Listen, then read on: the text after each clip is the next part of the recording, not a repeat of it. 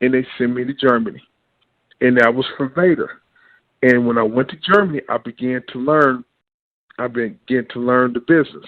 I did, and when I came back, I believe the second time, that's when they put Fire and Ice together. Because I was in WCW about 10 or 11 years, and that's when they put it together. And I don't know. I don't think me and Norton listen to too many people. But I know one thing. The Dudley Boys took that gimmick of the black and white tag team and they ran with it, brother.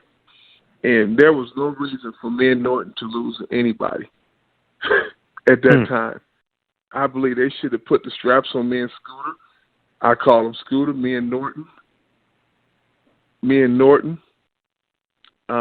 Immediately. Because I thought we were that, people liked us that much. I really do. And I never told Norton this because it took me a little while until I started watching videos like, damn, that's a very impressive tag team. Fire and Ice. Oh, my goodness. And I'll tell you, man, that was a tag team that was too early in the business. That was too early. We should have. That was a team that could have been really good, and they worked good with the Steiners in the Harlem Heat. I mean, the Steiner matches with the Steiner brothers, man, those are like Japan matches. Nobody was used to seeing the Steiners get bumped on TV. Steiners working with people, man. The Steiners used to go to the locker room and beat the crap out of people. Steiners love working with Fire and Ice, and those were the mistakes that WCW made that Vince didn't make. We were in the South, man. It was just true. It was the South. Norton and Fire. I mean, think about it. Norton went to the NWO. He was on the B team in NWO, and he was known in Japan.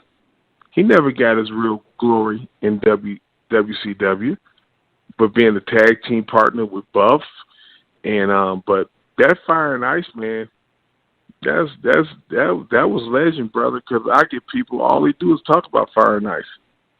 Yep. And they say, "Why did y'all break up?" I said, "I don't know. Maybe Norton wanted to break up with me, or I wanted. I just was rolling with what was out there, and that's how it was. I just rolled with what was out there. If we wrestled together, we did, and I thought we should have been together longer. But I mean, then for him to lose, I think he lost a submission match with me. He lost about 4 matches with me, and then he went to the NWO. And then I was back in Germany again." Yep. That is true. I mean, Fire and Ice definitely broke up way too soon, had so much potential, had those great matches with the Steiner brothers. I remember Great American Bash 96 was such a great match.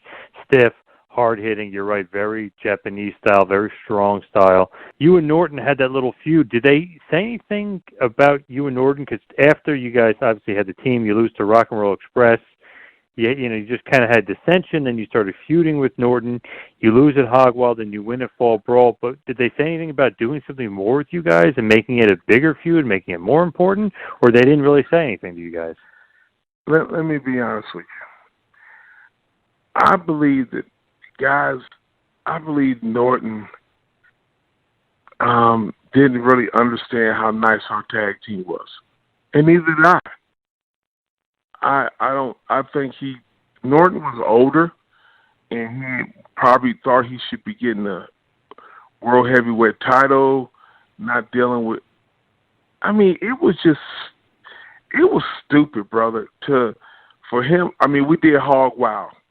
The Giant breaks my arm. We go out there and we do. He does a fight, and the referee stops it. They don't even sell that. I never said I quit. I never said anything.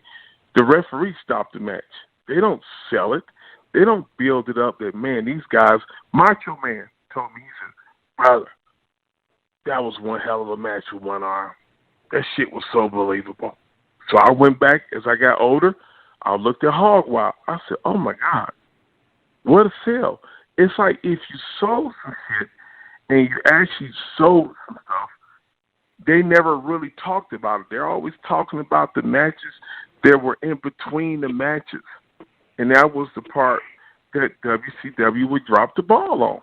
They never talked, they never built up the younger talent. I don't know. It was so frustrating with them, with me and Norton. It was probably worse than me and Ron Simmons. That's how bad it was. Because there was no reason for them to break me and Norton out. When we came against the Steiners, people was into it. It could have been built up so nice.